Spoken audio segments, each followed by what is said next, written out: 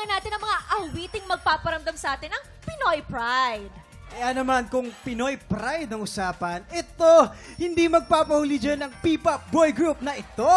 Sa lahat ng mga tiktropang magiliw mula Luzon, Visayas, and Mindanao, magingay para sa Alamat!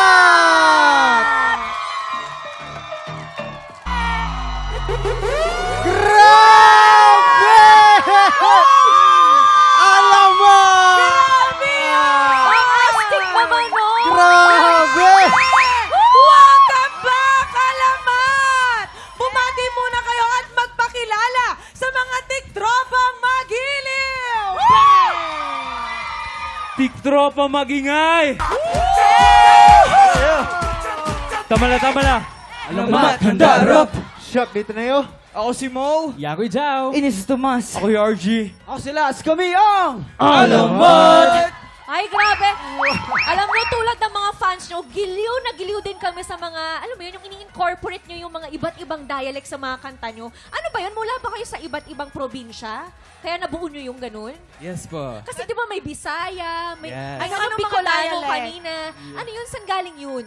So, with Alamat, we would like to incorporate our culture, and that includes our languages. Meron po kaming Tagalog from Zambales, Bicolano from Bicol, Waray-Waray from Samar, at ako Kapampangan from Pampanga, Pampanga represent! and Ilocano from Kalinga, and of course, alas, Bisaya from Davao. Kaya naman pala. Guys, paki-invite naman ang mga tiktropa natin na stream ang inyong latest single. So yun, Luz Viminda is out now sa lahat ng streaming platforms yan.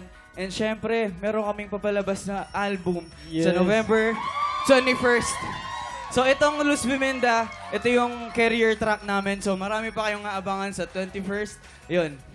At saka, Pakikinggan ko yan. Maraming salamat, Alamat. Up next, nire-ready na ni Ate Camille ang Buisit Blaster dahil si Eman Pacquiao ang isasalang natin sa Santa Rosa Sabog. Susunod na yan sa pagbabalik ng TikTok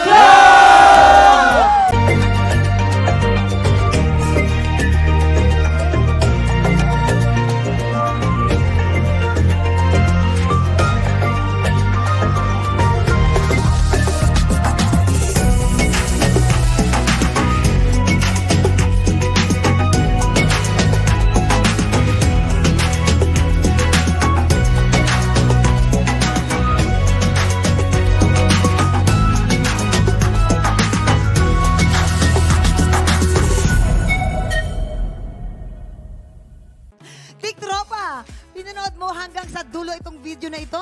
Abay, very good ka! For more happy time, watch more TikTok Lock videos on our official social media pages and subscribe to GMA Network official YouTube channel.